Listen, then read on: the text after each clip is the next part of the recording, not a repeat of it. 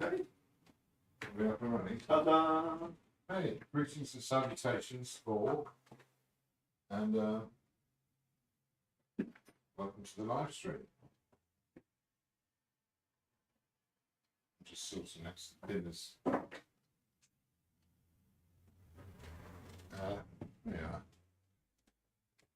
So tonight I have these lovely copper jugs lent to me, and I'm thinking it needs another object there. And I can't Something in one of the jugs, maybe? quite decide what. No, don't be stupid. Oh, sorry. My bad. Back in the box. Sorry, it's too tempting. Yeah, fair. I have a poppy.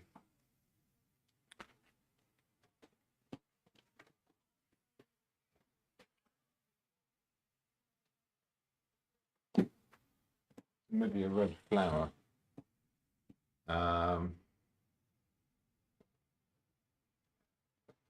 Or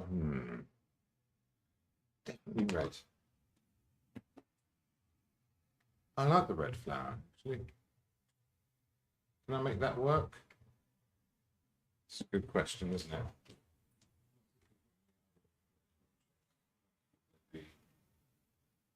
And the fact that it's sort of strategically placed right in the centre probably isn't the best, but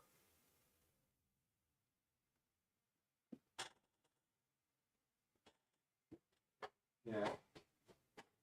That or like could have an apple to indicate some kind of cider.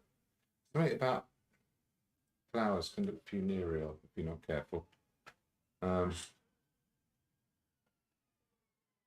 so an apple would go along with the sort of starving artist theme and that you've had running, isn't it? So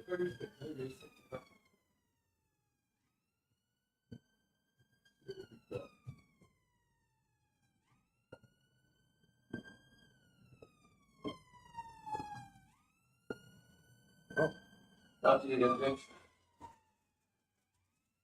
No, I don't know how to find it. You know what? I've got a real apple upstairs. Oh, it's red as well, look at that. Yeah. Oh no, that works pretty well. It's got a few dents in it, what with it being plastic and everything.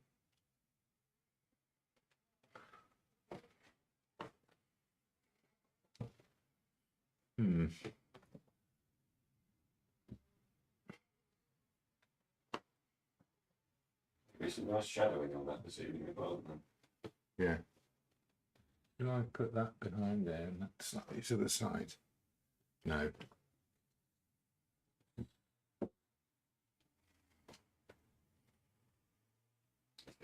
It's basically wasn't it the random coffee cups that we had?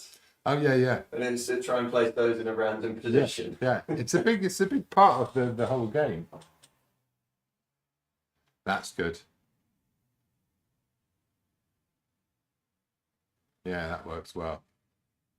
There's a nice, the shadow's just right on it. I'm going with overhead lighting with a red light from the side. Obviously it's going to change slightly because although I've got the blinds down on two of my big windows, the sun's pouring in through the third one, and a certain amount of light gets through. But I think that'll do for starters. This seems like a slightly different canvas that you're using to begin with, James. This, it's just a red ground. That's all. Well, it's a kind of a burnt umber ground. It might be burnt sienna. I can't remember how I made it. But, yeah. So is this like effectively like a primer? It is effectively a primer, yes. Plain stones. Yeah. Even simple. But it is. But it's also sizing the surface in that it's controlling how absorbent the surface is. Okay. Whereas a primer can be very absorbent. A primer is more to protect what's underneath. So this was a primed canvas panel, and then I put an imprimatura on it, which basically stops it just sucking all the oil out of the paint, which is good news if you don't want all the oil sucked out of the paint. Now, So does that mean it dries slower? yeah, slightly, but it more means that it doesn't go dead. Okay. So if the mediums all get sucked out of the pigment, you just get this rather sort of flat pigment left on the top, and the light doesn't bounce around in it. Now, I had a bit of a disaster the other day, so I went out painting, and I gave my mixing white a good squeeze, and it decided it would send all the paint out the bottom rather than out the top. So now it's rubber gloves time. So, Jyoti saying hello. hi, She's already on. Amazing. Hi, Jyoti. Right. So here is a sacrificial glove.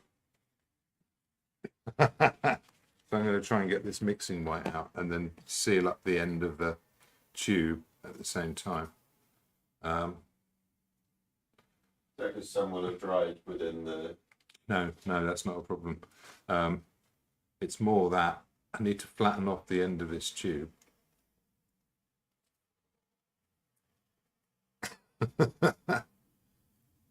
In order to refold it, and there's all this paint at the bottom. There's no way of getting it back in. It's only coming out one side now. So now that's had a good squeeze.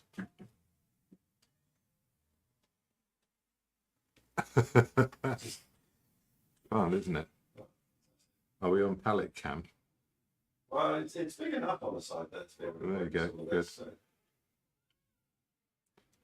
now that's out. Yeah. Tell us a bit about your week as well, James. What's been going on? I have no way of remembering. This week, last week, the infinite expanse of time, it's all the same to me. I can't remember what I did. I can't remember what I had for breakfast. It's Monday, isn't it? It is today. Right. Yeah, mostly cleaning and tidying. Oh, I've developed my frame painting. I've got a frame to finish for a lovely customer.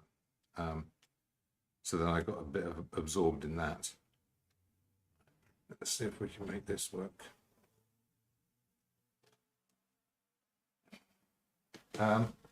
So yeah, so I've been working on some frames. So there'll be I've got this show coming up in August, very beginning of August, well, end of July, 31st of July to the 5th of August at Shaftesbury Arts Centre. Put it in your diary.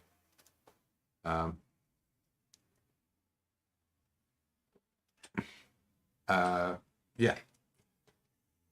So I've been thinking a bit about how to prepare for that. So I'm going to try some new work, but I will have some lovely new frames for things.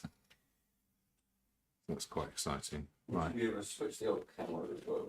Oh, yeah. Can you switch yourself off? Yeah. Good stuff. Josie's asked, did Art Weeks go well, James? It did. Thank you very much for asking. Yeah, it was good. Had a good mix of conversations and sales, and only a couple of idiots who are probably my most enjoyable visits. It's when people come in and go, well, judging by your prices, you must be very well known. You don't know much about art, do you? So obviously I said, yes, I'm very well known. Haven't you heard of me? How? You know who I think that is. Don't you know? I think exactly that. Yeah. Crikey. I mean, you've got to be world famous to think you can get away with charging £300 for a painting. What? What kind of dream world am I in? Yeah, that was a good one. I had fun with that. There's a time when those sorts of things would have annoyed me, and it's very nice to be past that and go, you know what? I mean, mostly it's interesting conversations, though, and that's the good thing about it. And there's a couple of people who are out for a day out in town, and they've run out of anything else to do, so they think they might. Yeah, they've still got half an hour on their parking. Yeah. So they'll come in and come straight in and go, we've only got half an hour on our parking. Thanks for letting me know. I'm really pleased. Yeah. You kept me up to speed on what the state of your parking is. So yeah. But okay, I won't. I'll try not to tell you anything interesting. The challenge then is to just keep them talking for long enough. Yeah. Oh, yeah. I mean, that's a red rag to a bull for me. And you know what I'm like when I get going.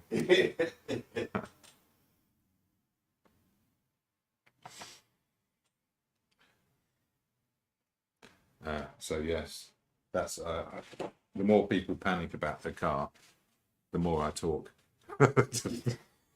You probably should have kept your mouth shut, didn't you? But no, it was really good. The best thing is that you get other artists and art enthusiasts coming around, and you get to just chat about what it is you're doing. And it's an open studio, so there's the good and the bad and things to rummage through, and you get this second view of what it is you do that you just don't get by yourself because you're too close to it. So you don't. It's hard to know what's good and what's interesting and what's part of the whole story. That is a lot of mixing, like. Well, we continually have these conversations when you bring these sort of live stream artworks into into the shop. In that, are you happy with this? Is this what do you think of it? That's always the wrong question, isn't it? Well, no, I think it's a really great question because it forces you to look at it in a different light to what you would normally. Yeah. Well, if it's the next day, it's always interesting because it's telling you something you didn't know. I often think doing a painting is a bit like having a dream. Your subconscious brain is picking its way through something and you're just kind of following it, and at the end of it, it may well reveal something interesting to you, or it might not. Quite often not, in fact. Now, I've got these two jugs facing each other, but I could have them pointing the same way. Could have them studying the apple. And I could call it apple study. Sort of gathered around it, checking it out now. Or I could turn that a bit more like that. Put a face on it called Mr. Pop. Yes, we were discussing earlier the nature of being a portrait painter. That's going further back. One of the interesting things about being a portrait painter is that you turn everything into a personality in a sense.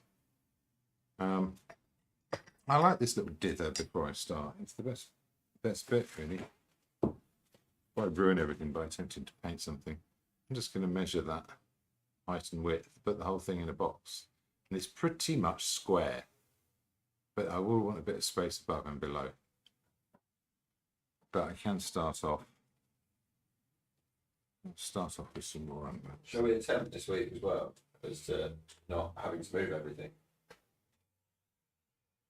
What do you mean? In the 3 or 4 paintings that I've been sitting in on, everything's been got maybe 20-30 minutes in. You should no, that will needs to move down the page a little bit.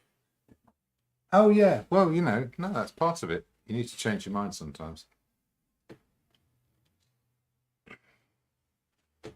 Okay, so I've got a nice little zigzag of this blue going in here. You know what I was thinking about earlier is the idea of doing an inside-out painting. Go on. An inside-out painting is starting from a focal point in the middle, which is interesting, and then just moving outwards from there. Let's do that. Feels like a good idea. I'm going to start also, I'm going to do everything wrong today. I'm going to start with pretty much the brightest colour. And I'm going to do some negative spaces and just wander in from the middle, and there in the middle, down here, is this little journey of blue. which is interesting. It's a great first colour to go on as well. It sort of zigzags through. It spreads out further out here. And it's got some little sympathy things that go with it, including some stuff over here.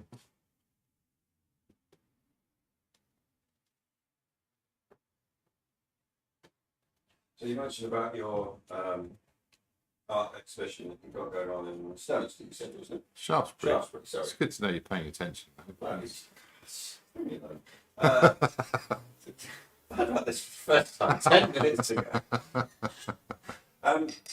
So tell us more about what you're going to be portraying in that. Yes, it's called Window on a World, which is a little sort of nod to the idea of the fact that any picture is a kind of any illusory picture, and actually even abstract pictures have the same thing. There's this sort of almost like a parallel universe that's being created, and in the act of that creation, there's a what would you call it? A sort of an imaginary space of some sort, and we kind of voluntarily go into it in a most conventional way, I suppose. Something like a nice landscape of a place we recognise might be appealing, because we can kind of go into that world in our minds, and and be there in that place with its significances and its interest to us, and that's the thing I wanted to have a little play with. Well, I'm going to change this again before it's too late.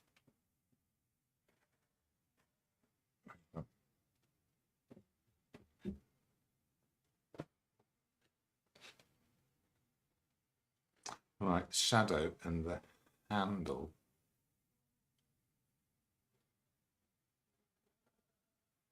Sort of match up. I can invent a different shadow, can't I? In fact, that's a lot of it's to do with the curve of the paper. I'll try and get the angle, push that down. Yeah. You know what? I'm going to change that shadow afterwards. So that's going to be lower down. Something like this.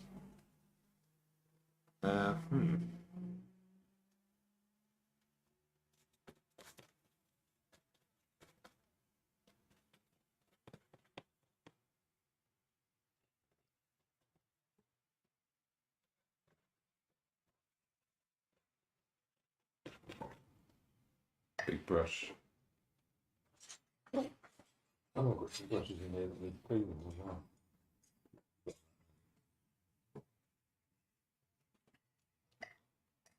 Stick them in here.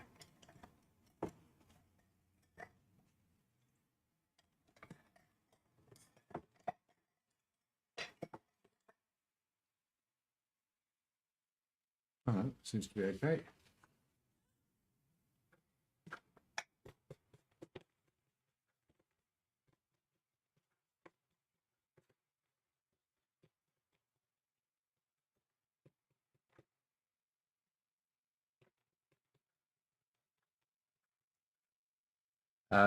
What was I saying? Yes, so it's a simple concept, because last year I did a show called Anima, which was about the idea of the female archetype in Jungian psychoanalysis, and nobody wanted to read anything, so nobody understood it.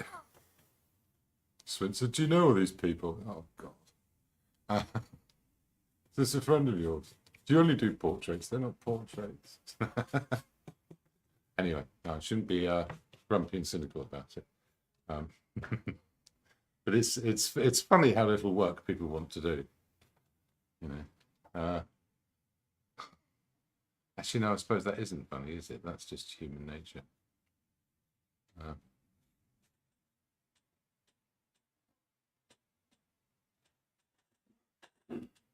Seem to be higher up. So where did the inspiration for the show come from then? Oh, there is no inspiration for the show. I haven't painted half of what's going to be in it, but it's really just a way of saying that's what I paint. I try and paint something which is an imaginary world people can go into. And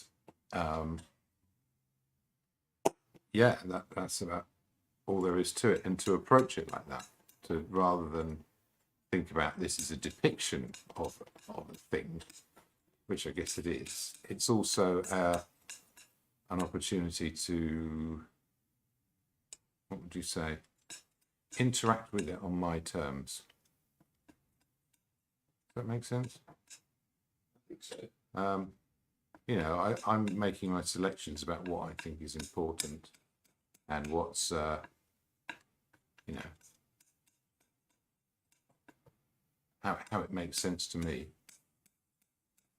And by, you know, looking at the painting, you can kind of, it's through my lens, but you can still make your own interpretation of it. When you look through that window, you're going into your world.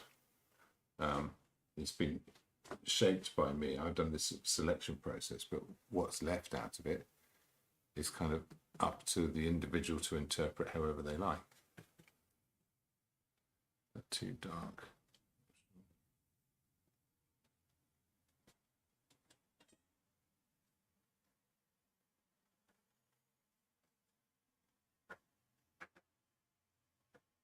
Negative space, something like that. Hey.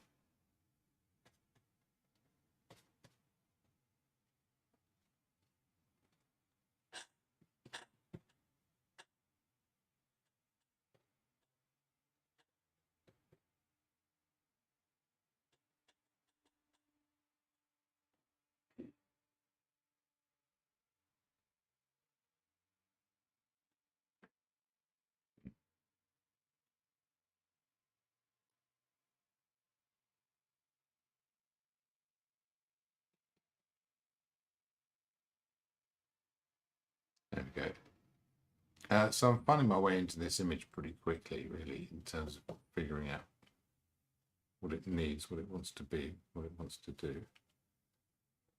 And I quite like the composition that this jug here is going to sort of try and escape in some way. It's fine.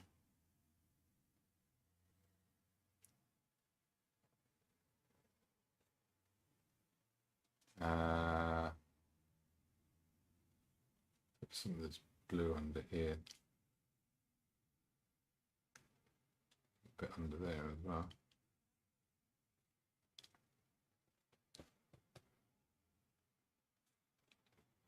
A bit under here.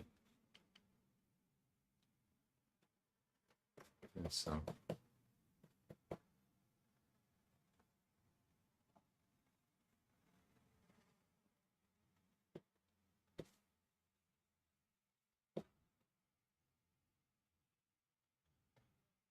There, okay. Oh, a bit of the shadow of the apple.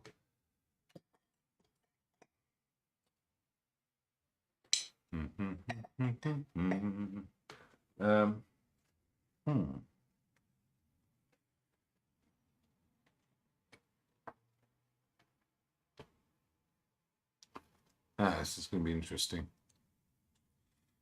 Go on, sweet wine.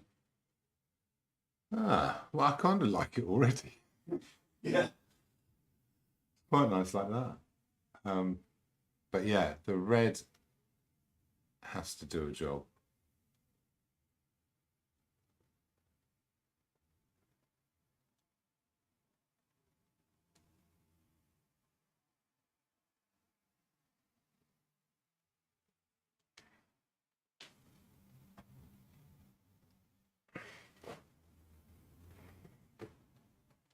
It's cheating, isn't it? What? Painting then moving it to the position you wanted it to be in the first place. Oh no, I'll have to change the drawing. The drawing was right. I'm just changing my mind about how I want the picture to look. No,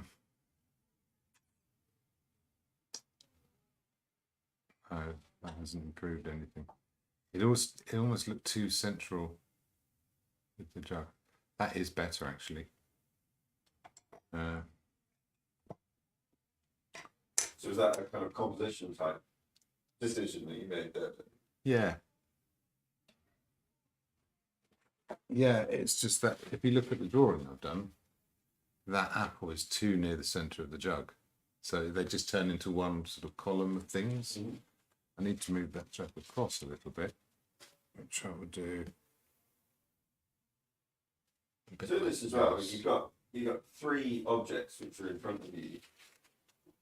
Do you then make the focus the 3 objects, or do you make it one particular point on one of the objects and the others still have detail? It's this area here. This little snake is the subject. And then, yeah, and the detail will fall away. And already, hang on, what's this?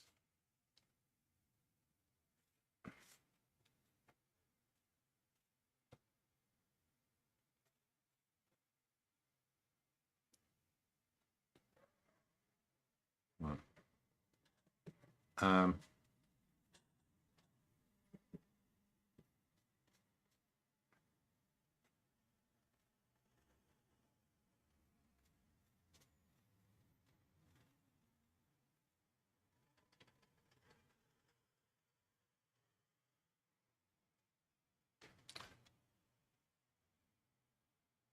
Actually, that's okay, I think. Close. It's close to being okay.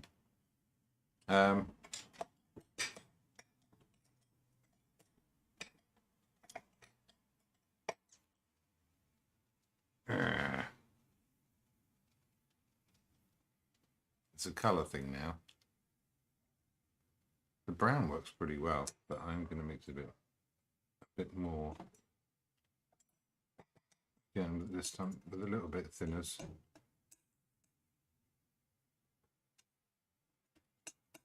Magenta in there. A little bit of mixing white.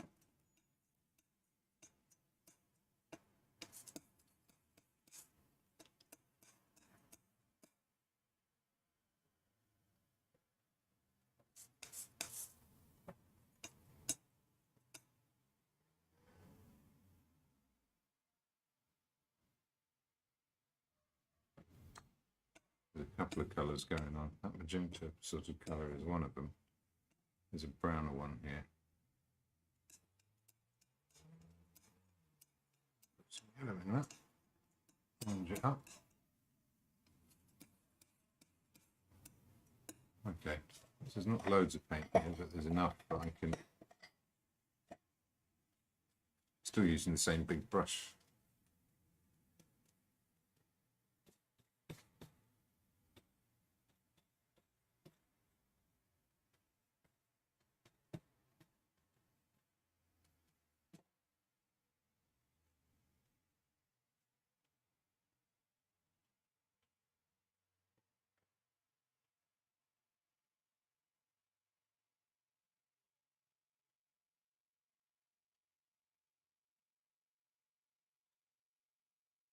It's too thin.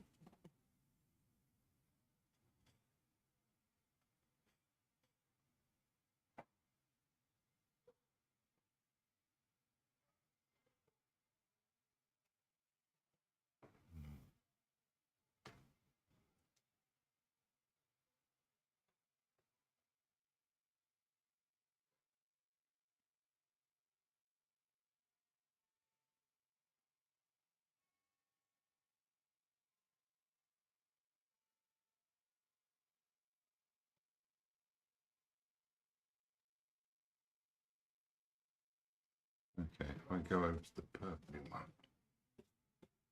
some of that in here, and in here, it'll colour the lights when they go on top.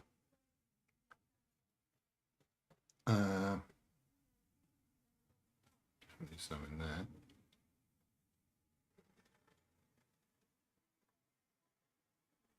Yeah, it's interesting. Lots of things to find. And I can put some of that in the apple so it will join the things together.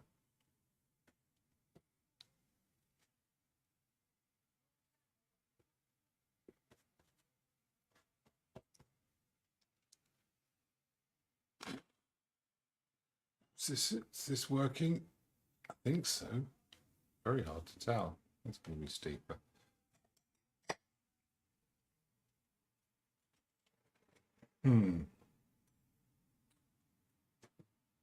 There's some good starting points there for a colour mix, so I'm going to mix some more of that. I really like the pot on the right at the moment. That's looking really cool. A little one. Right. Well, there's a long way to go with it.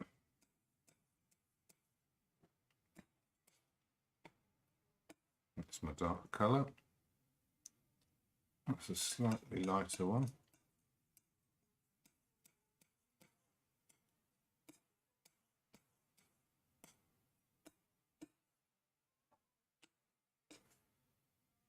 That's a slightly more orange one.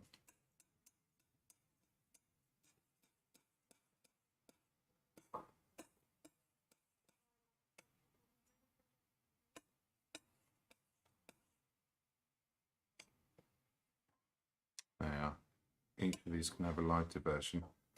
Now the red, I'm going to want some cadmium red. Let's put some what that is.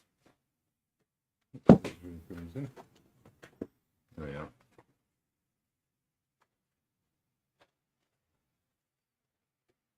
Yeah.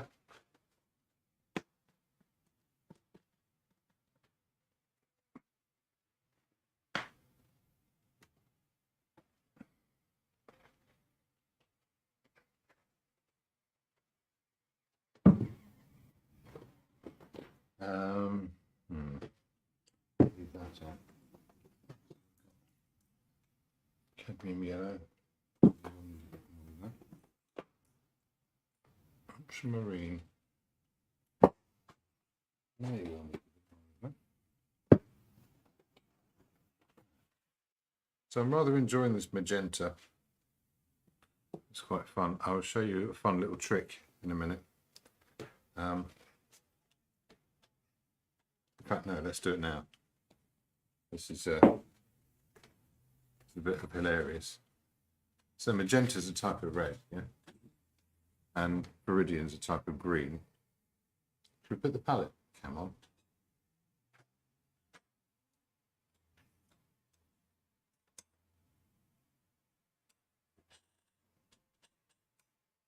Okay, so let's mix some magenta with this.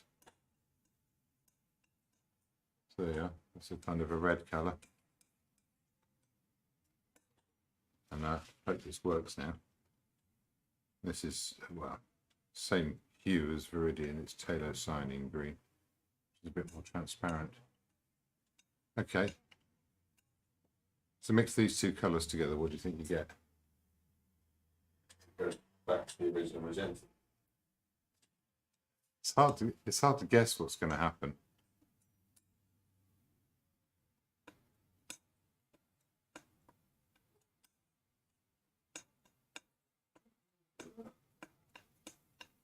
I give you blue.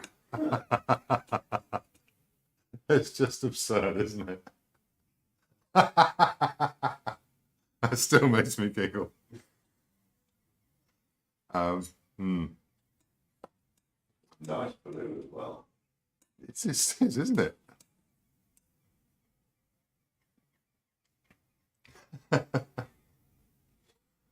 I'd leave you to ponder the strange alchemy of that trick.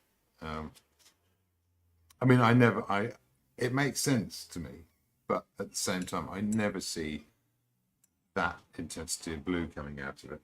I never would expect that. But there you go.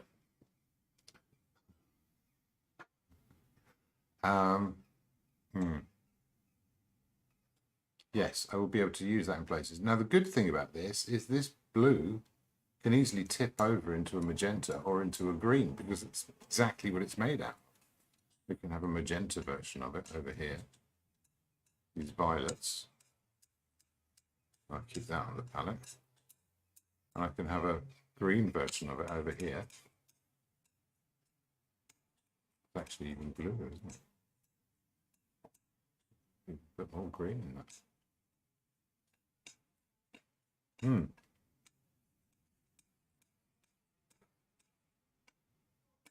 I think that's rather fun. Oh yeah, I was going to mix apple colours, none of which are these. The magenta is going to be kind of important, but I've got this cadmium red, but I can kind of mix a cadmium red. Let's put it over here. If I get magenta and put cadmium yellow in it, it's slightly browny, but it needs a little bit of white because the magenta is opaque. It's not anywhere near as bright, but it's pretty much the same hue. A bit more rusty coloured. There's some cadmium red next to it. Obviously, it's a bit lighter, but let's put a bit more light into this, see what it does. A bit more light, a bit more yellow. And obviously, the transparency and the fact you're putting white in it means it starts to wash out. But there's a colour there which relates to the others. I'm not going to have to go that close to a cadmium. It's good to have it as a sort of a measurement. I'm going to want a paler yellower colour.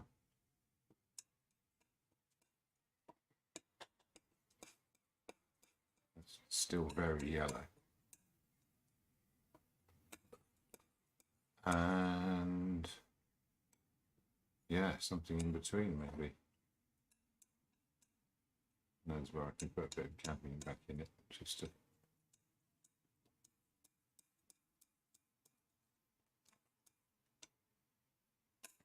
now when it comes to the shadows, go a bit more magenta. Again, borrow a bit of that green, make it bluer. That's way too much. Okay, magenta isn't as powerful a tint. I maybe hoped it would be. There we go. And yeah, maybe a bit of the brown in it. Right, I'm going to put that here.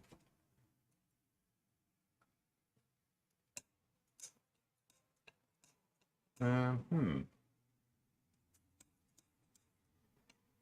I'm going to put a bit of this red in it just to sort of bring it up. That's quite a nice shadow colour now. I've got the reflecting blue, so I'm going to have to mix some more of those, I think. And I've got these for the copper, and I think that will be it for colours. I can just go about painting. Yes. Yeah, let's do that. Hey, wakey wakey. Okay. Got this fairly vast quantity of mixing white here, so I may as well use plenty of it. This is a very pure colour I'm making. It's really just blue and viridian, so I will do some muted versions of it.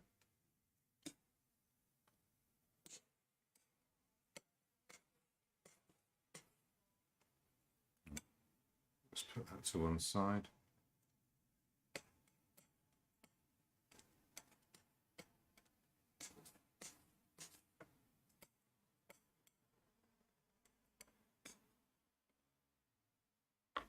I do want it to be incredibly intense. That's sort of maybe not quite that much. Raw umber in there.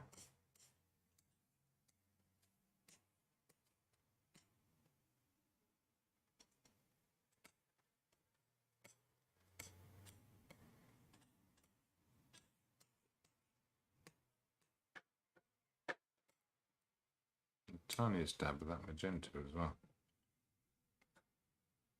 just to push it down a bit. Is that too much? No, I think I'll get away with it.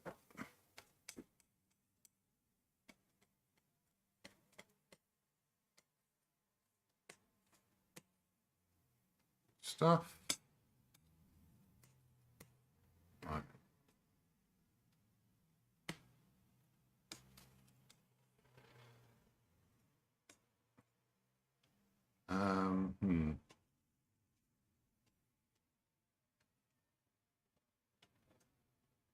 I need some light colour, light ambient light.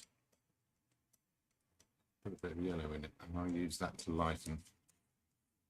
And I've got that there's violets and greens when I want to darken.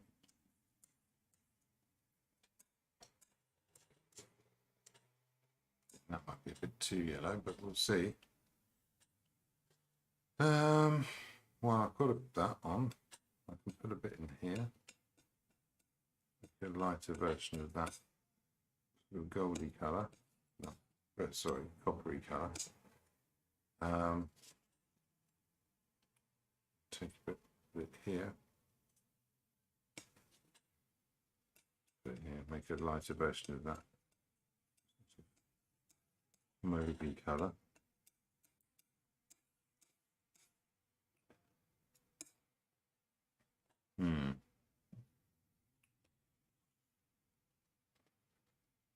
Yeah, so I'm going to just do one little test here. Take some of this red and some of this blue. See if I can make the reflecting blue colour. And I'm looking at this dark and this dark together to see what's happening with this sort of reflection on the apple. That'll do for starters, I think. Let's prepare a couple of brushes for the scratch.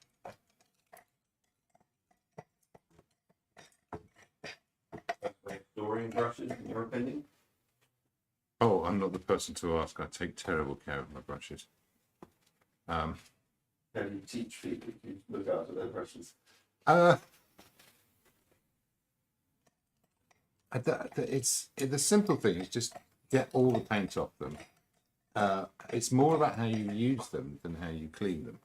People go on about how do you clean brushes, and well, if you've like gummed up all the paint and it's gone all the way down to the ferrule, so it's all the way down to the metal bit, then having some elaborate cleaning routine isn't going to do as much to look after that brush as if you don't let the paint get more than halfway down. If the paint only gets halfway down, it's easy to clean off the excess. You're not dipping the ferrule in white spirit or whatever, so that the bristles, the bottom half of the bristles is what holds them together, and the top half is the part that holds the paint. If the bottom half all goes out of whack, you can't straighten them up again. Right. So if you've got square bristles pointing out in all different directions, they're doing it from the bottom, they're doing it from the ferrule where they're joined up. So it's more about how you apply the paint to the brush. I mean, I leave mine standing in white spirit. It's probably a terrible idea, but it doesn't seem to have any effect on them. And they'll gum up before they lose their shape. So that isn't something I have to worry about. But yeah, just get all of the paint off them and you're fine. And the best way to get all the paint off them is to only have the paint at the tips of the brushes, rather than sort of squeezing out the ferrule. Ferrule. I think we need some elocution lessons. Ferrule.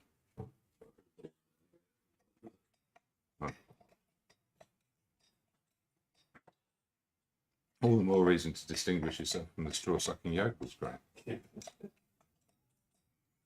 Straws.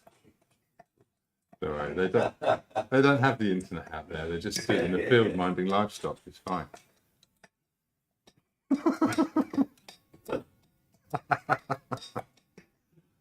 You hate man. Yeah. No. Yes. Okay.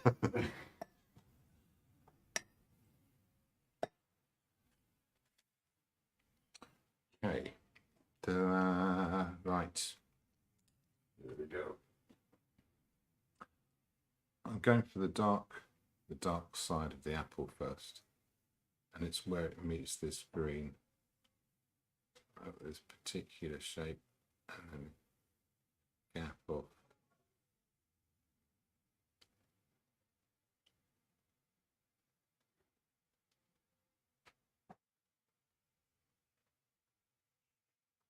It's going across here. I go for some of this lighter colour. Notice where the paint is on the brush.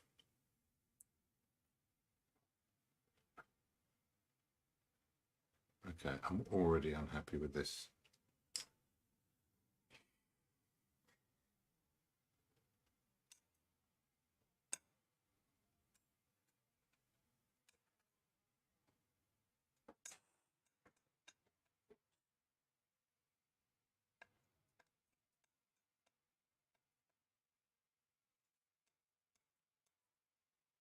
Thought that maybe you'd read that I come here to do a computer research. I could bring it like curiosity, and that's painted every week. Yeah. So you have no idea what it's going to be until I tell her. That would be a fun thing to put in there, a little bit of a challenge.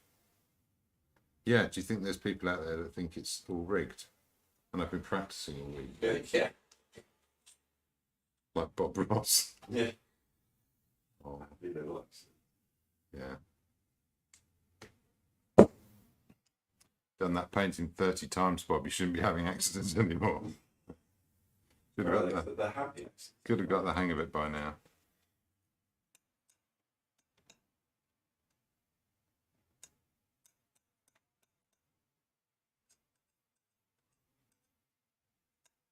Okay. Now, we'll take a chunk of that paint. A whole chunk of this. Is there anything that you kind of like lean more towards painting, or that you've sort of like found yourself painting more, and it's just not out of the? It's almost a subconscious rather than it being out of anything. Well, if it's subconscious, I wouldn't know about it, would I? Well, yeah. I'm not giving you an easy time tonight, am I, Graham? Well, I had a week off, so Yeah. what do I expect?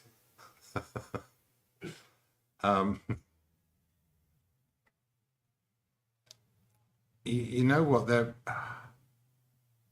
again. It's sort of stories. It's always about stories. So yeah, everything tells a story a little bit.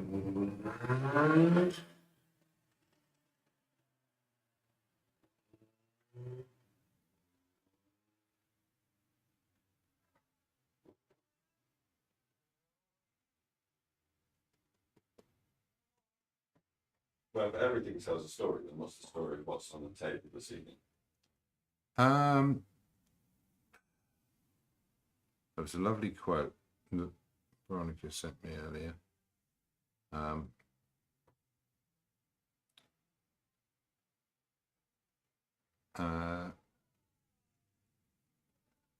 Well, it's a visual story. So for me, I would say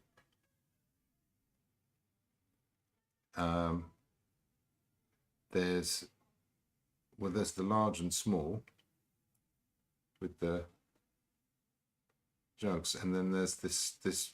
Well, how do you think the apple feels?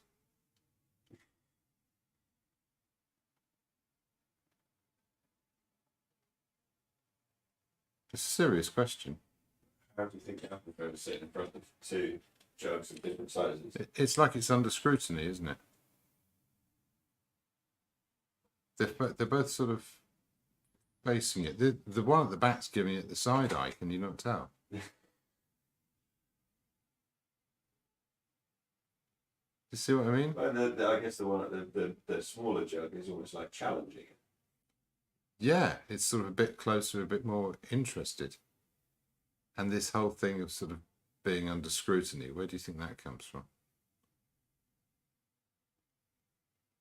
Is that based on the size of the object in front of it, or? Well, no, it comes from me, doesn't it? I arrange these things. I put them there.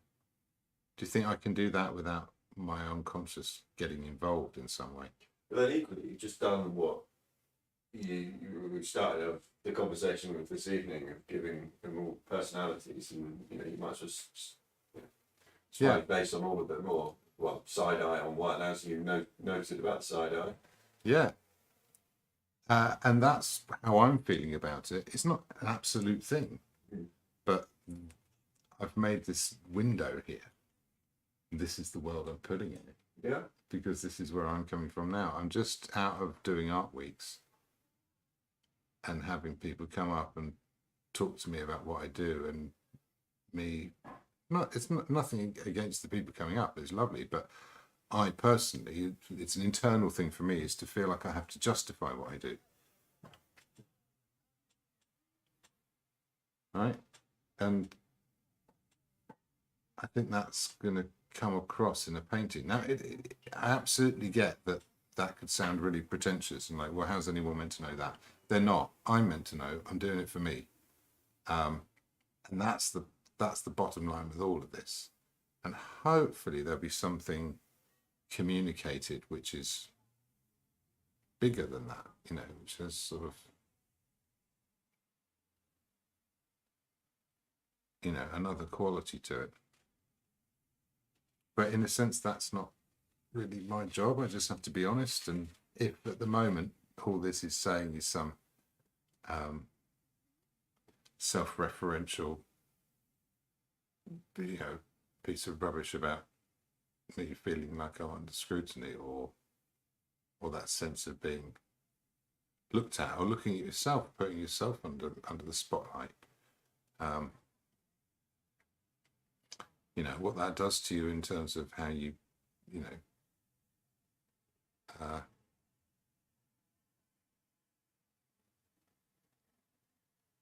how you see yourself.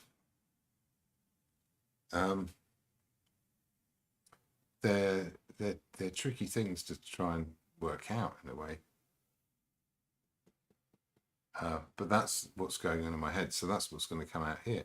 Give me a different subject matter, I would do the same story in a different painting, because that's the story that's in my head right now. But then, you're looking at those objects, and you've sort of said, oh, the larger one looks like it's giving the side eye, the smaller one looks like it's a bit of a challenging one, it's sort of like focused on the... So do you then... Well, actually, it was you that said that. Well, I feel like the little one wants to be friends. All right. It's gazing on. But, I mean, do you then put yourself... That's the then, okay, two different viewpoints of the same painting, which is starting to happen. Yeah. Do you picture yourself as one of those objects, or is there a... It's like, more... part of you, I would prefer to be the one that wants to play with the apple, or I'm the one that's giving the side eye. It's an empathy thing. No, but that's the thing. It's not up to me. If I feel like that jug is giving the apple the side eye, then where's that coming from? If it's coming from, if it's a personal judgment on myself, that'd be one thing. But it's not about... It's about listening. I'm listening to my own interior, and painting is almost like a meditative prompt, like having a particular yoga position that helps you go into a meditative state, because you have this routine, and that's what happens at that point in the routine. And yeah,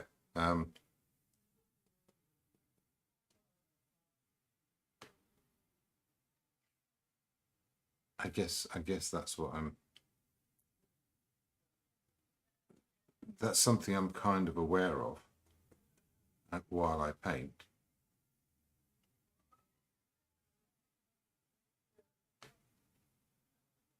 And it is there. If I became too conscious of it, it would probably stop working for me.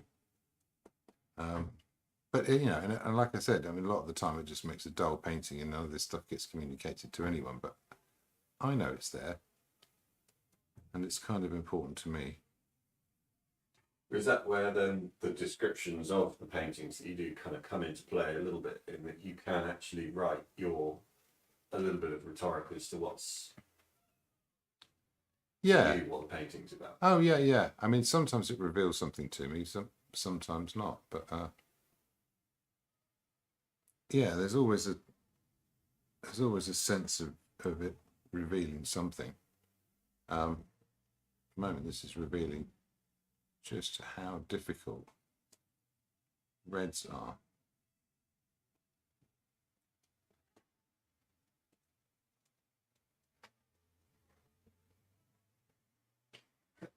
Josie said they're ganging up on the apple a bit, I think. Yeah, it does look a bit like that, doesn't it? But, you know, I think the apple can hold its own. I think it's made of tough stuff.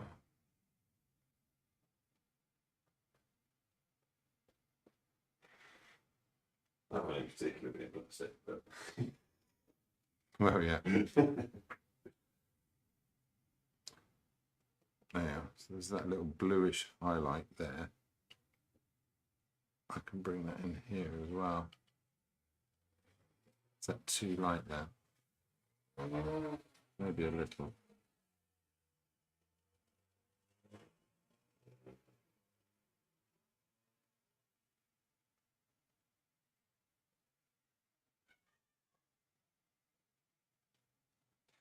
Now if I get some of this background colour, it's just going to be too blue.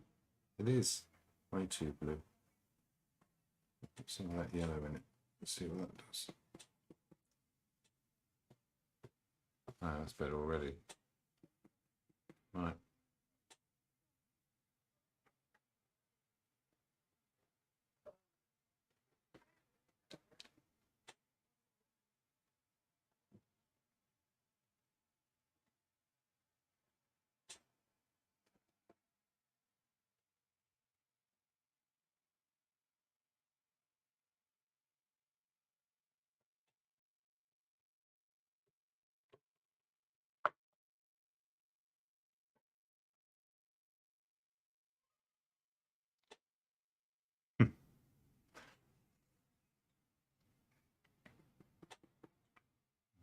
what's the little chapel for?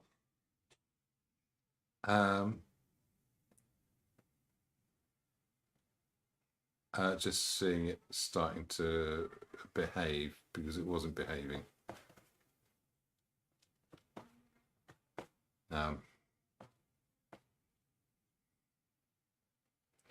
Right, okay, this is interesting. I've got this red brush here. I'm going to put some red into that shadow. That's quite effective. And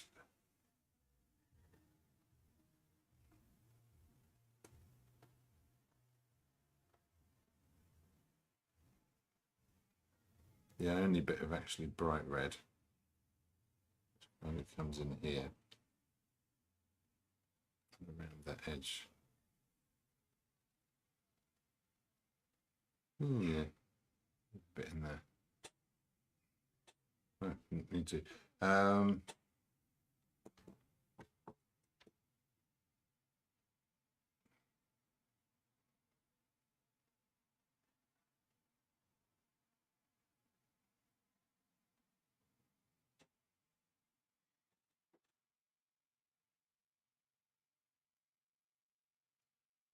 Yeah, it's nice.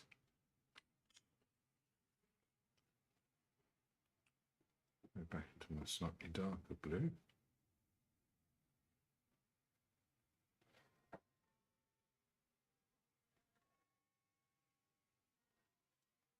There.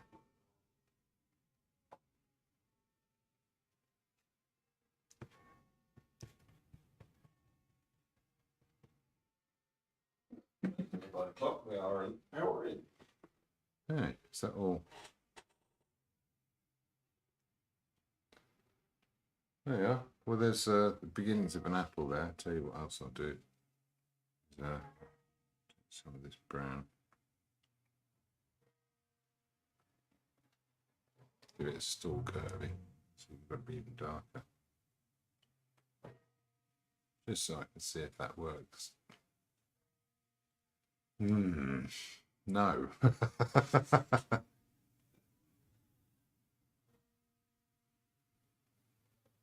Okay, clean that.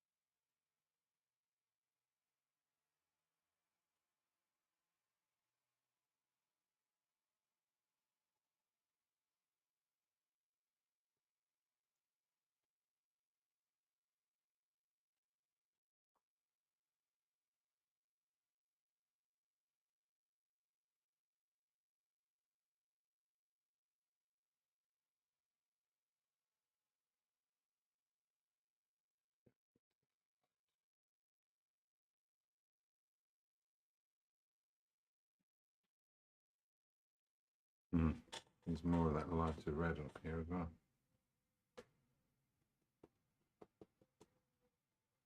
It's almost like you can't get the tone and the colour.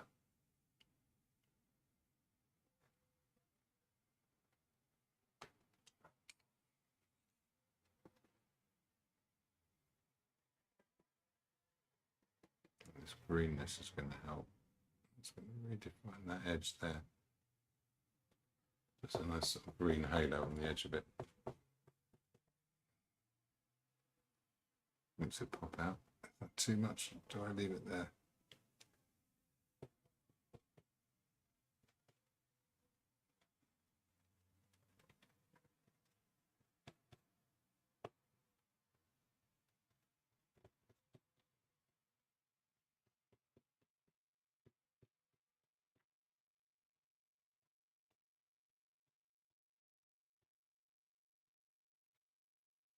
There. Bits. Just when I've got this here.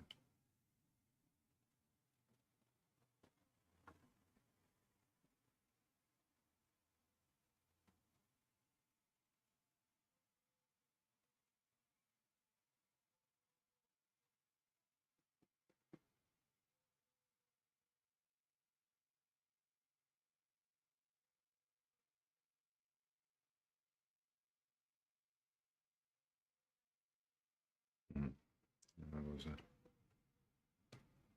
Yeah.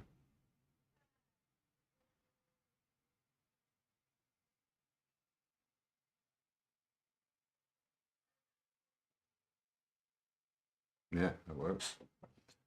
Cool. Well, you can see my live stream of a previous Apple's effort popping up forthwith. Oh yeah, that's true. Time lapse, isn't it? Yeah.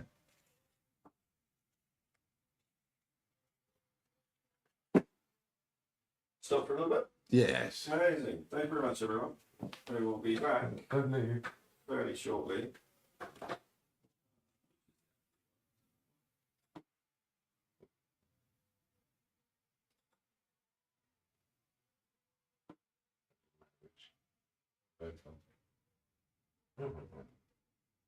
That's not playing. Try the one underneath. Oh, that's great. Oh, hang on, it's still got the sound on. Yeah. Screw in the fridge.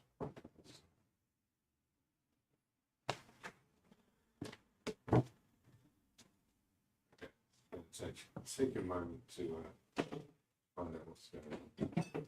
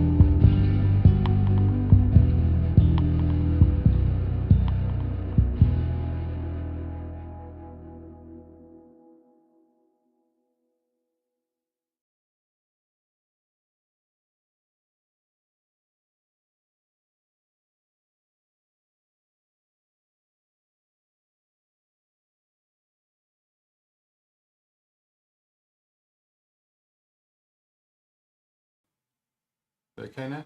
Yeah, There we go. that's better. And we're back. Back at it. I'm realising this thing's wrong with my red. So I'm going to try and fix them first. I've become fixated on this apple, which I shouldn't have done really, but there you are.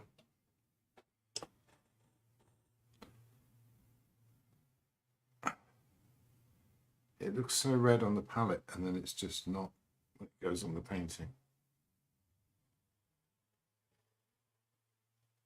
Okay, that's more like it.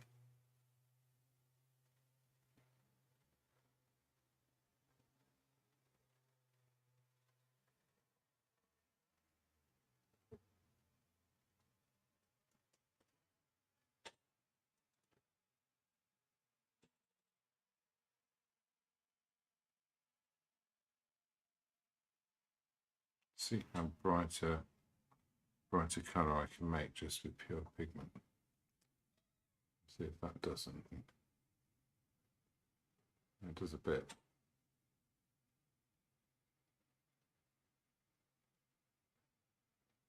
Yeah, introduce a bit here.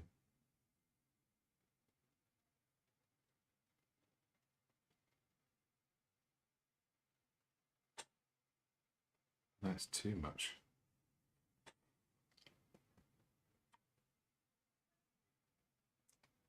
Just at the back there. There we go.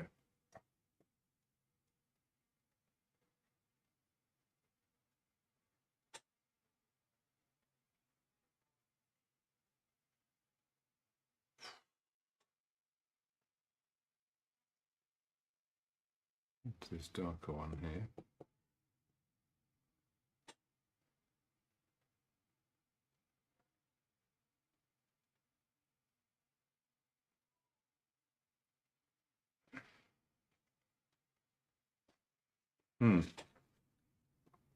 Actually, that's looking pretty good. And then it lightens up over here.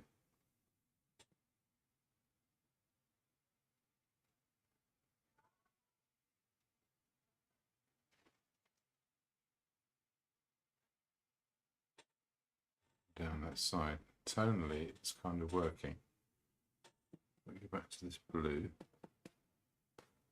Bring that in a little bit.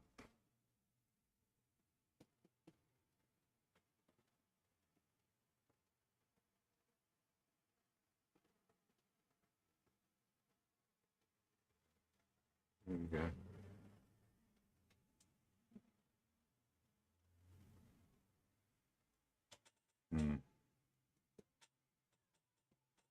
Needs to be mixed with the red a bit.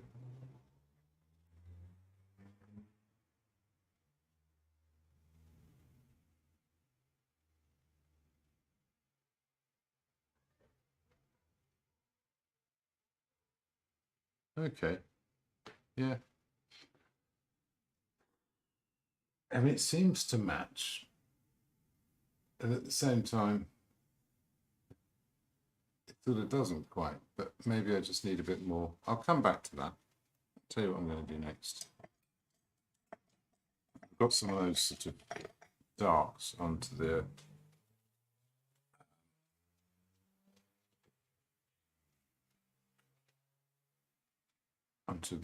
copper.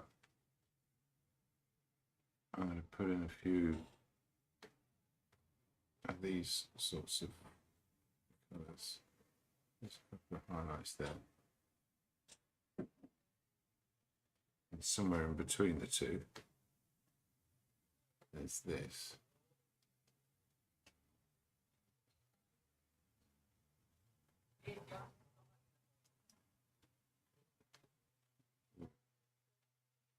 Be darker.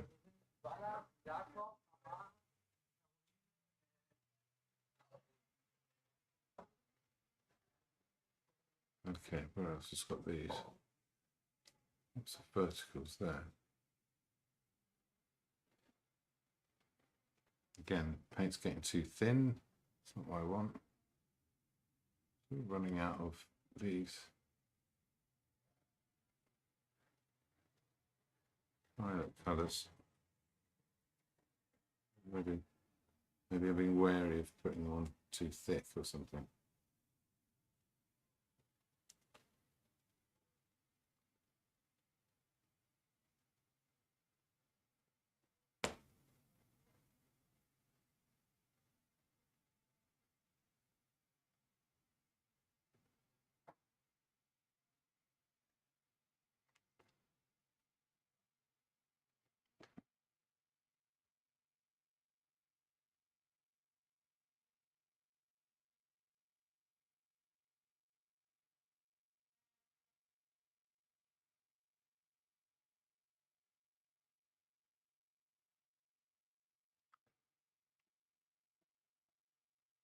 Okay, there's some there. It's definitely darker than the shadow in the background.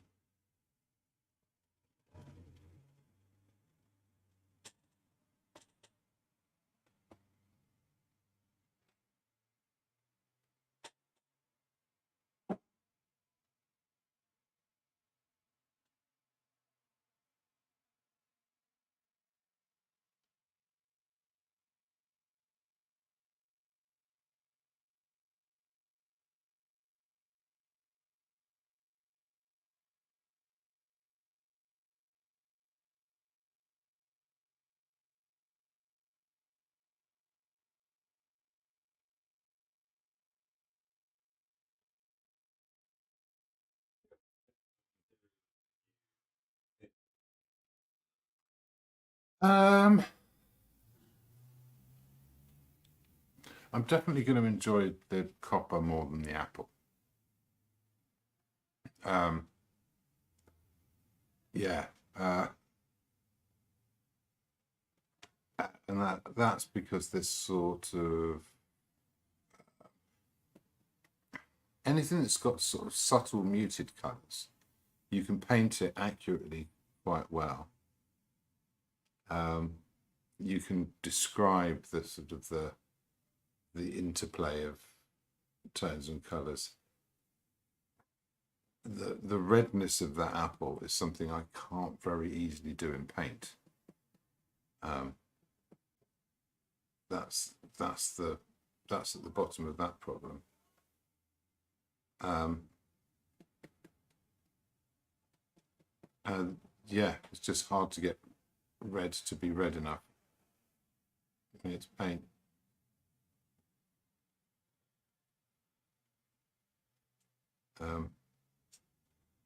Hard to explain any better than that, really. Yeah, I mean, I put pure red on here, and it's still not quite the same redness as that. It needs to be lighter, but if I make it lighter, it becomes red, less red, and then it's not as red as. So it's matching that kind of visual stimulus is actually pretty tricky. Okay, I'm going to relax into this a bit now. And is that to do you think, with more of our perception of what we see on canvas as to what we see in real life, or is that? Yeah, well, I mean, I'm actually just genuinely much more. I'm dealing with this sort of pigment mixed in a medium. It can't really do what an apple does, even the plastic one. I was going to actually ask, is that to do with it being an organic? Yeah, when you say paint an apple, it's because it's organic. I think rather than actually being sort of like I think it's more to do with the colour. Okay. I think if apples were blue, it would be much easier.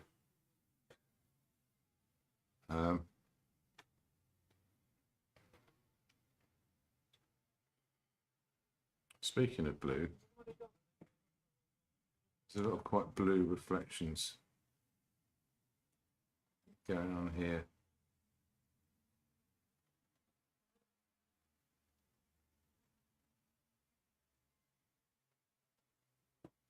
It's interesting the colours these make. I'm mixing this blue background colour with this sort of mauve, and it's making what is effectively a kind of a grey.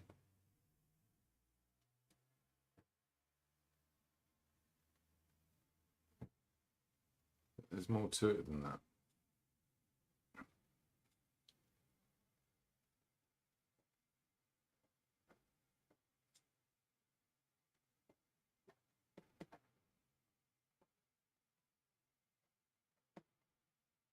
It's turned out to be quite an important colour in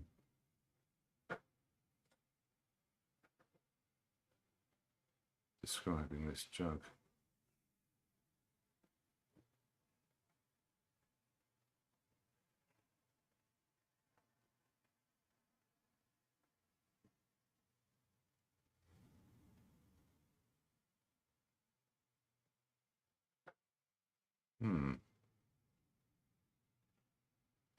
Like in there.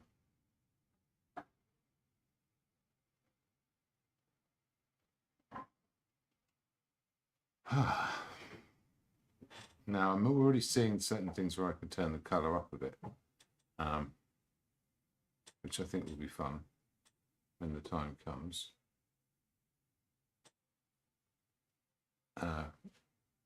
Especially there's going to be almost a pure bit of like violet coming down here, and some of these sort of pale orangey yellows, they're going to be pretty good too. So, oh yeah, while I'm here, there's some up there as well. Where else is there some of this bluish colour? Josie asked, what did Cézanne do? Yeah, I pronounced that right. Cézanne effectively sculpted the apples out of paint.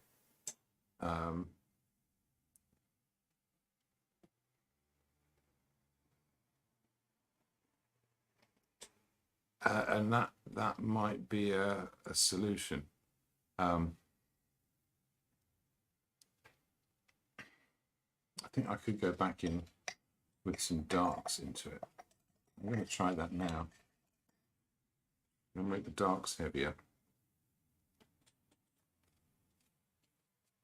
All that excess off.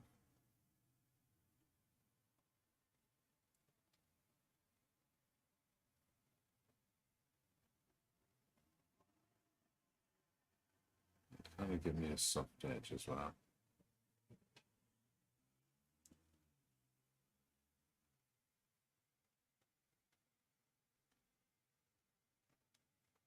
Yeah, I want to do something quite a bit different to that. The other thing I've got going on here is extra dark underneath, and I think that might help a bit, especially if I keep that warmed up.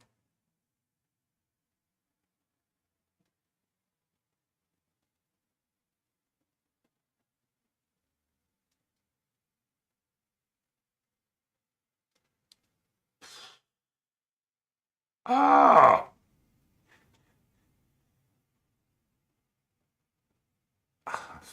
I can't tell what I'm doing wrong. This is an awful situation to be in. This is one of those situations where really the only thing your brain can come up with is to say you can't do it and then walk away, because that's what I'm being told.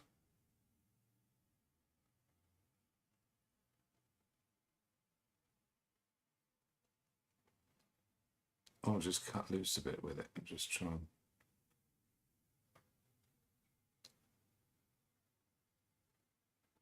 I think that's...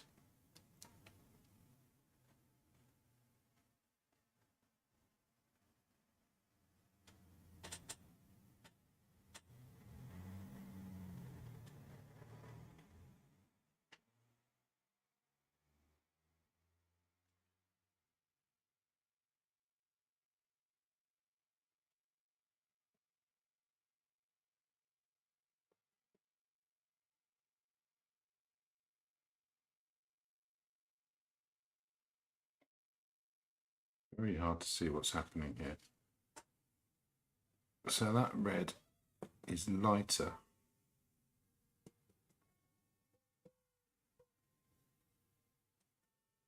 So I'm putting a bit of white in it.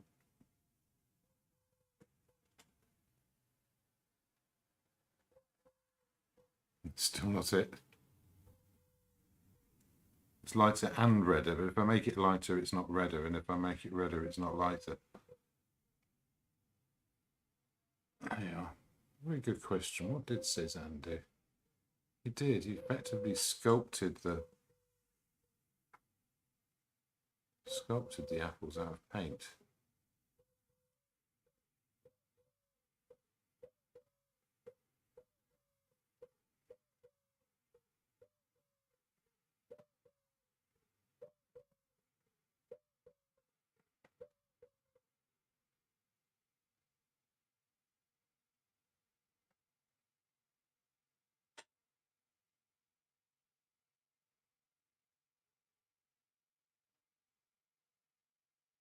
Ah. So yes, it's the only appropriate noise to make when that happens.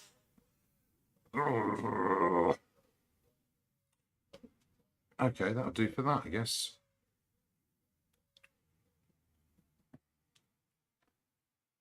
Let's make a whole load of this.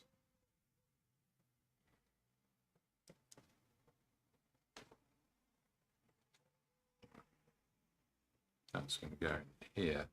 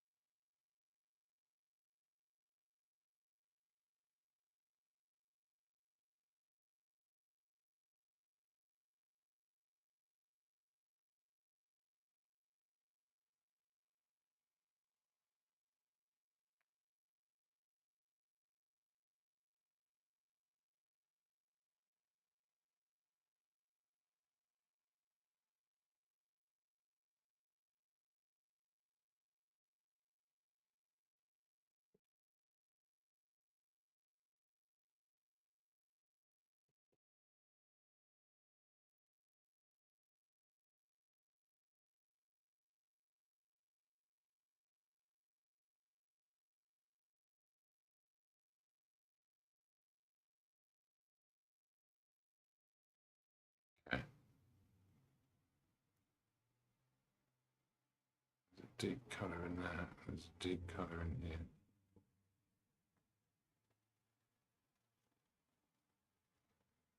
There is that, along there. I'm just putting pure magenta on this now because I think I can get away with it.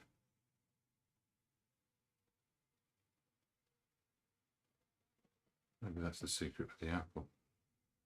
I think it might be getting more colour into the shadows.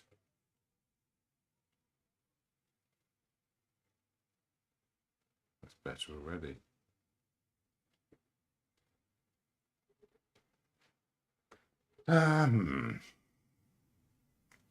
Oh yeah. Yeah. Tightening up slightly. Involved really noises. I know, but that's my back playing games with me. Okay, got this brown colour. Oh, it's still quite. No, it's still quite violent. How's this one? Yeah.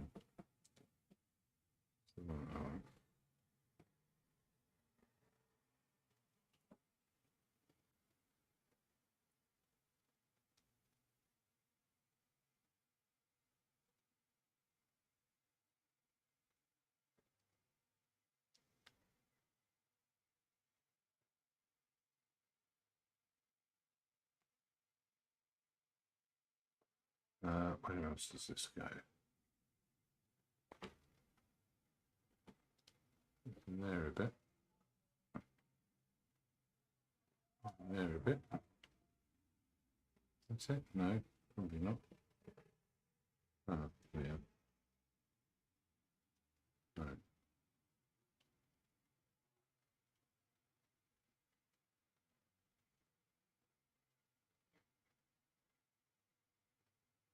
No, can't really find it in the other one.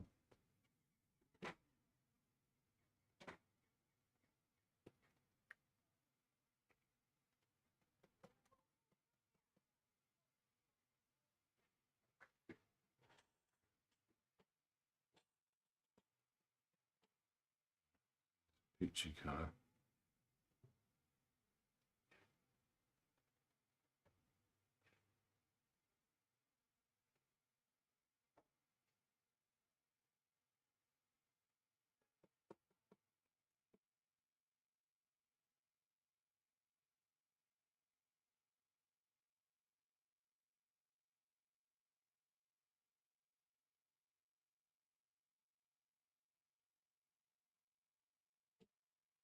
There's a strange kind of seal on this.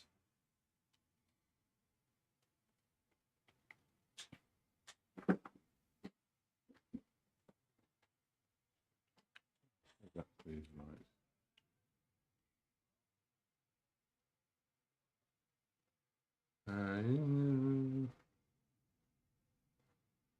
Okay, I think I've already got enough light on that. That apple's definitely behaving a bit better. I need much. You're right there. Do you think the apple's behaving better because the other subjects are starting to get a bit more colour to them? Actually, I think the thing that made the difference was putting more colour into the shadows, warming up the shadows a bit more. It sort of infers more colour on the rest of it. This is all stuff I should have known. Yeah. Oh, James, sorry. Well, good, quite. I couldn't agree more. I thought you'd bring up on him. Yeah, you'd think I'd be getting the hang of it, wouldn't Yeah. you? Well, No. practice every week. No such luck.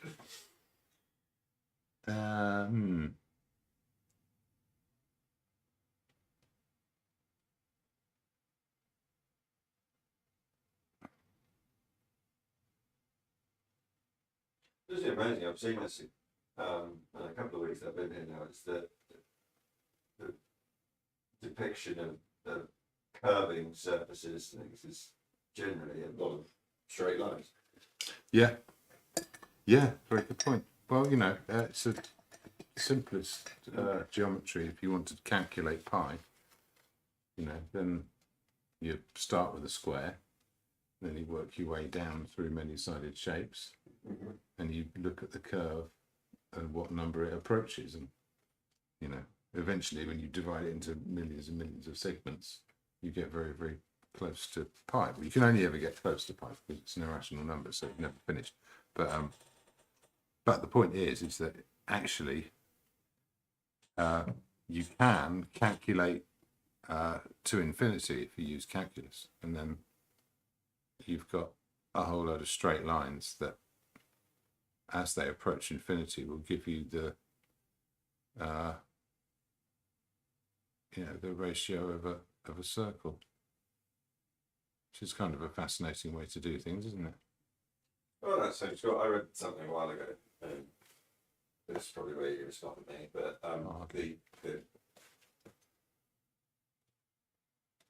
the length of I was trying to say the kind of shoreline in the UK, if you were to measure it, Oh yeah. is infinite. Well, to a degree. You don't really get infinite to a degree. Yeah. There's a particular name for that problem. Because it's you know, you draw around it and then you zoom in, and then you can be much more sort of pernickety about how you draw the line, and then you zoom in a bit more and you can be even more accurate, and actually each time the line gets that little bit longer every time that you go in and do it. There's another way of thinking of that, Go on. which is fun.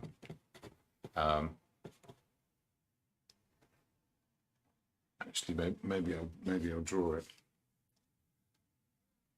Yeah, if you drew a square and then you took the corners out of it, okay, and then you took the edges off them, but you only ever went horizontally or vertically. Eventually, and as you increase the pixelation, you'd approach a circle.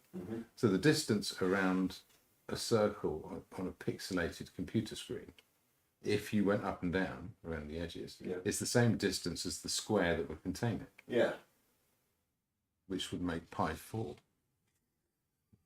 Which it isn't. So, yeah, it's and that's the same thing. It's like if you approach the granular. So that's why you need tangents, but yeah, that's a whole separate issue, isn't it? Let's put a bit of that line on there. Let's put a bit of that under there. And there's a shadowy version. We'll put that here. That's quite a nice effect.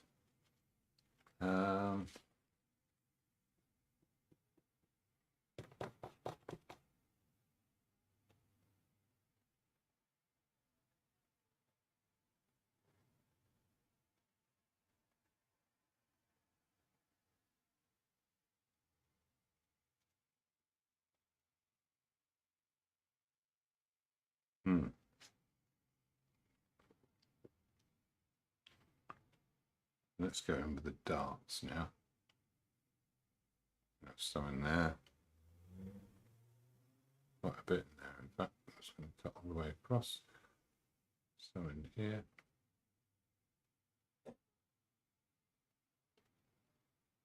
Some in there. Be fiddly. Stop being fiddly. Just chuck it in there.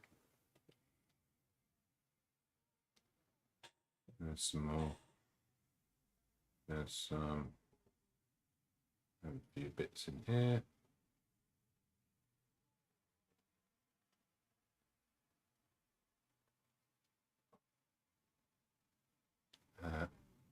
Yeah.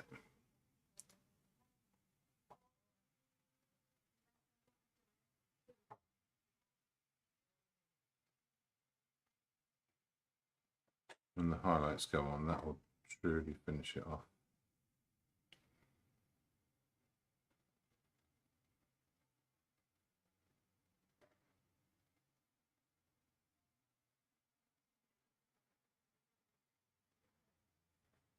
Oh, it's being a bit luxurious.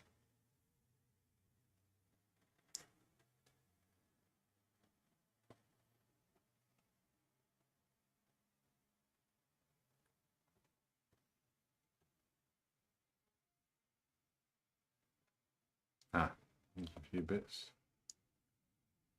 Get a bit in there. Break this up.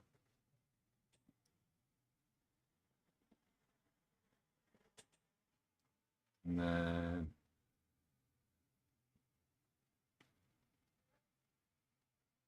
we're kind of getting there now, aren't we? Move to a smaller brush.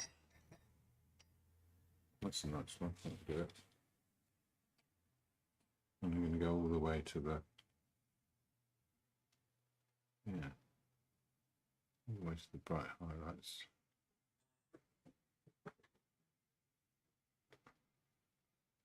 I'm not sure this is the brush actually.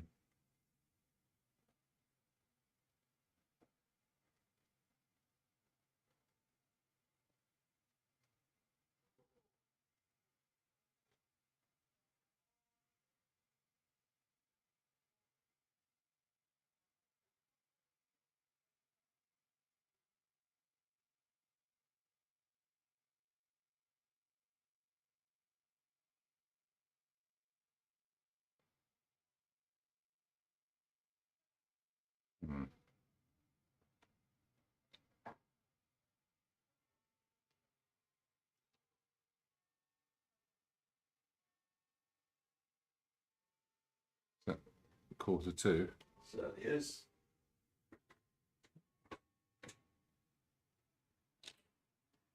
If you like it.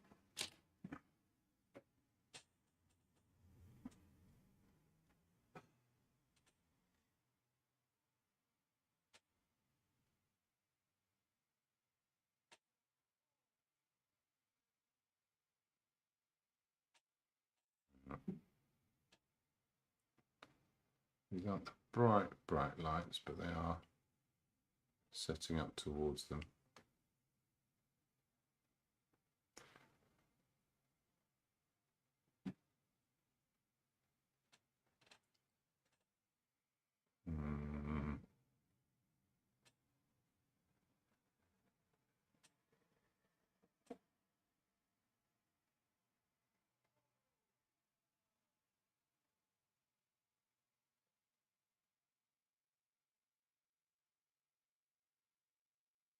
Now, there's an interesting thing with painting lights.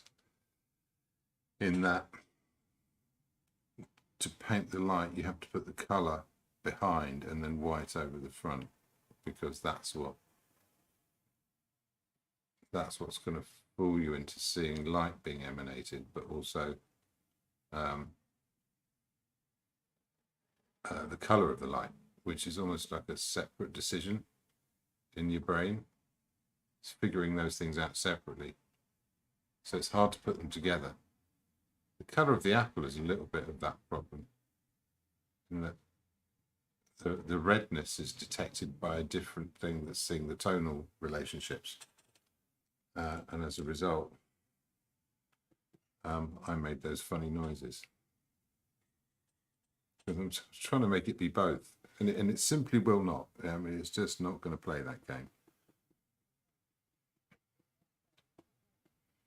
I'll borrow a little bit of orange to put in there, and this can be some of these highlights around the bottom. You're going to get bluer as they go across. Over here, actually quite sort of a creamy colour.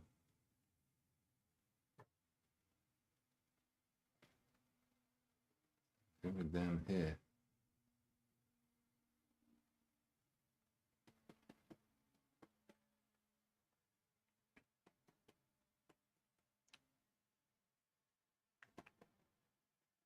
There we are. We go for some of this pale mauve here.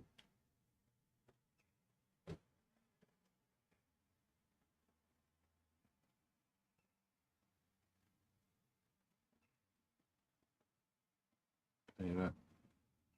Definitely a bit of fine tuning going on, which is good.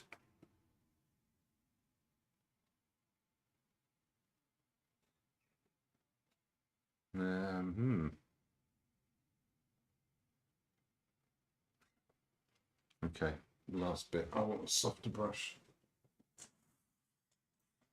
I'm going to put some proper highlights in. They're still not going to be pure white. They're going to be slightly yellow. I'm going to use some titanium white just to get on there. Nice fat gloopy paint.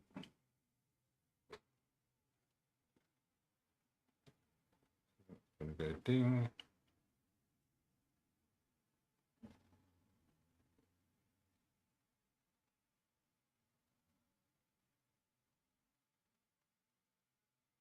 Oh, I still haven't done that bit of red. Is that too soon? I spoil that. Okay.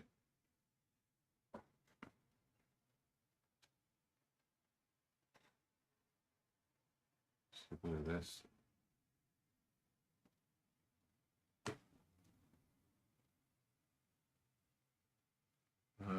Let's get that. Of course there's a giant hair on it now. Right.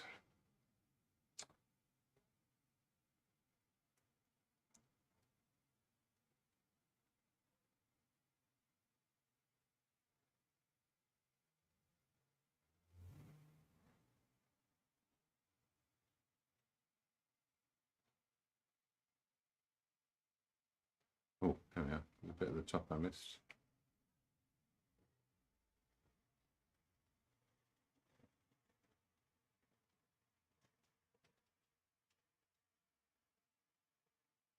I don't know if that's working yet, but last bit, get the big brush going.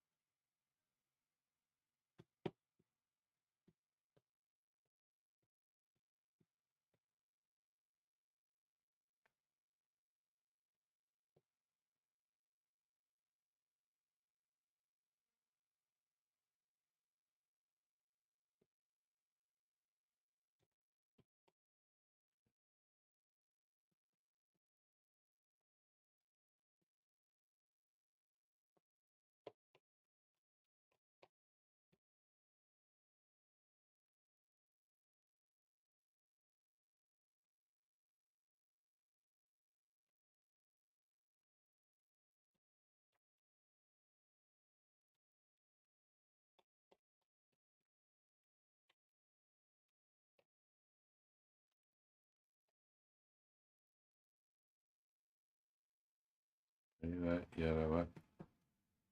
Let's really make something of this gap. It wanders back.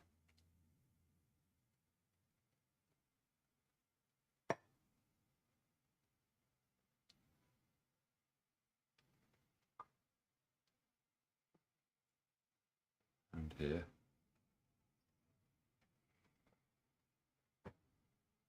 And here. Oh, there's a nice sort of pinky reflection.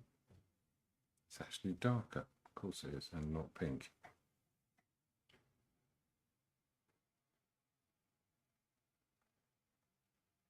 There, a bit of shine. Yeah.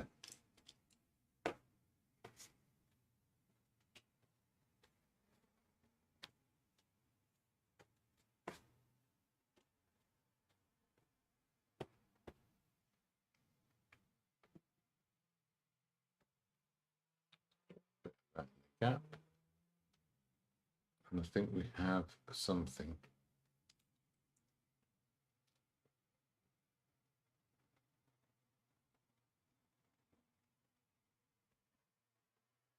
Ah, yeah, last bit, that mauve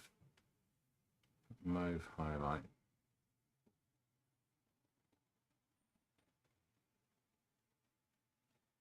It's a bit cheeky, isn't it?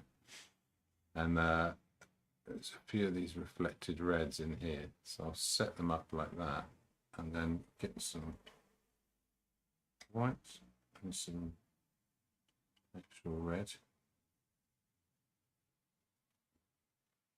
Let's put a few of those reflections in.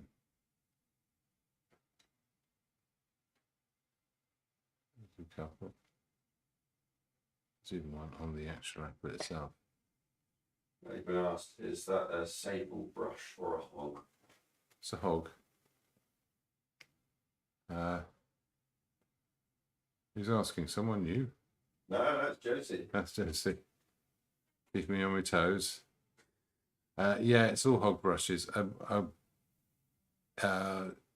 know some artists will do like some finishing touches with a sable rigger and get some of those fine lines in and stuff, because it creates a jump for the eye to go from the general shapes to the sort of more precise storytelling stuff.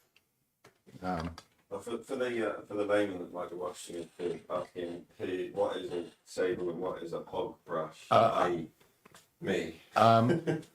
Hog is self-explanatory. It's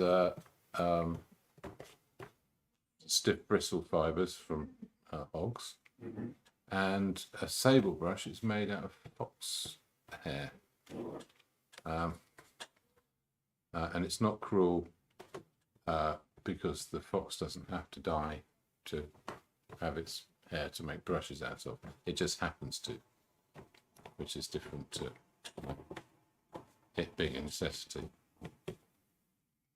So yeah, I don't know, it makes a difference for some reason.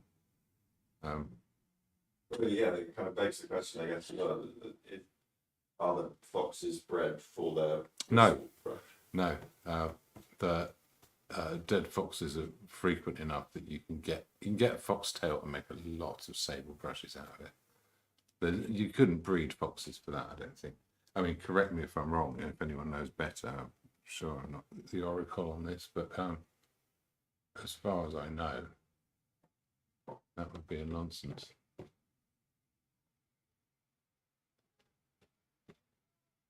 Okay, I'm fiddling now. I think that's done. You can't be done yet, you've got 5 minutes to go. All right, okay. Fiddle about a bit more. Yeah.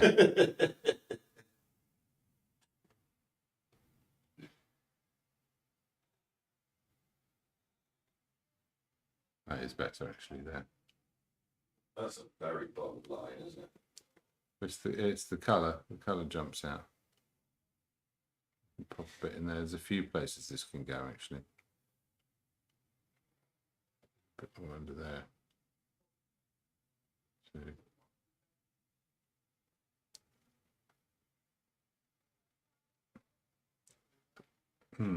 and actually that background colour.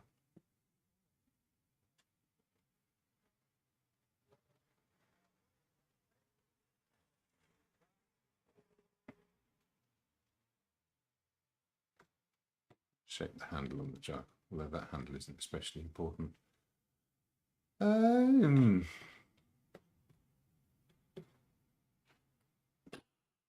What's wrong? Anything? There's just no way of making that apple bright and red enough, but I think maybe once the background image goes away, which is obviously a lot brighter.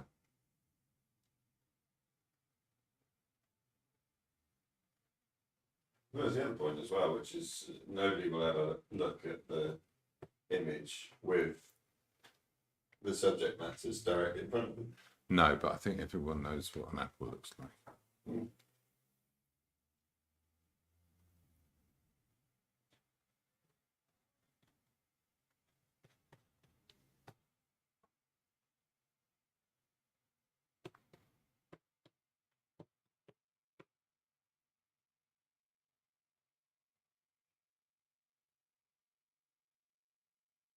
Getting those shadows to agree with one another a bit more. Yeah, I really don't think there's much more to be done with this. Cool. No, good fiddle, but I'm good with it, dude. Oh, last bit, and I will use this violet again for that. That little highlight on the end of the apple stalk. Not that you can even tell it's on the end of the apple stalk, but. Josie's just said another great painting. Thanks. Well, thank you, Very Josie. good. Thank you for your continued support. It means a great deal to me. I do appreciate it. Right. Put your phone down on the stuff there, and then you can do it. Ah, sure. Yeah, there's a bonus signature on it. I guess it's going to have to be in red, isn't it? Let's try that again. Yeah, kind of fitting that you do your signature in red if you were struggling with the. Just fighting with the red the whole time. Right. Ah! Well, it was fun and it was interesting. And it does something, doesn't it? So shall we go to Bone can. There we go. home can? There we are. So there's my subject matter. And then there's my painting. So if we go right in. That's the apple with which I've been fighting. Nice bit of red in the shadow there, though. Yeah, I like the colour that you've done on the shadow. It really makes it pop, doesn't it? Yeah, I think my favourite bit has to be that little reflected light in front of the jug. There you go. So, oh.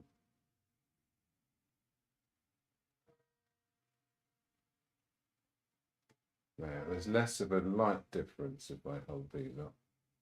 Well, the colour difference is fairly obvious, but yeah. But the phone camera is a bit more sensitive. There you go. Okay, should we go back to the other? Yeah, it's different, isn't it? It is, yeah. I wonder if it's down to the filter on the front.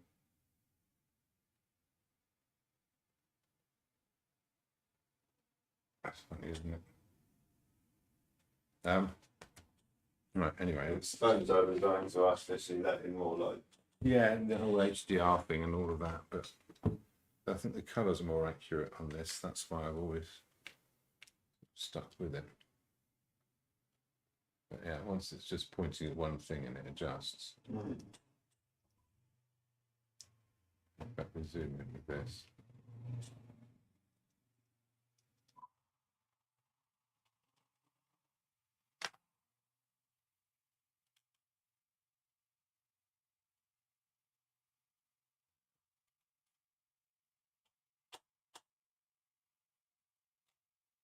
Make more of those, the stripiness in the.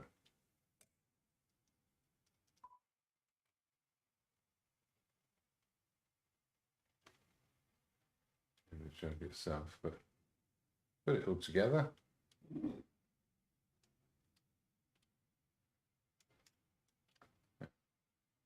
Reasonably happy with that. Just might as well mention the show that you've gone Oh, yeah. running. Yeah, so I've got my show in Shaftesbury from the 31st of July. So I'm going to be doing a few things towards that, which you might see bits and pieces of turning up on the evening on a Monday. Maybe if I'm working on a few things, I'll try and keep that conversation open, and I'll be doing a bit more social media stuff about that as well. So yes, join me on embarking on trying to think like a landscape painter. It's an exciting new adventure, so keeps me on my toes. Thank you so much for coming. Thank you, everybody. See you next time. Bye.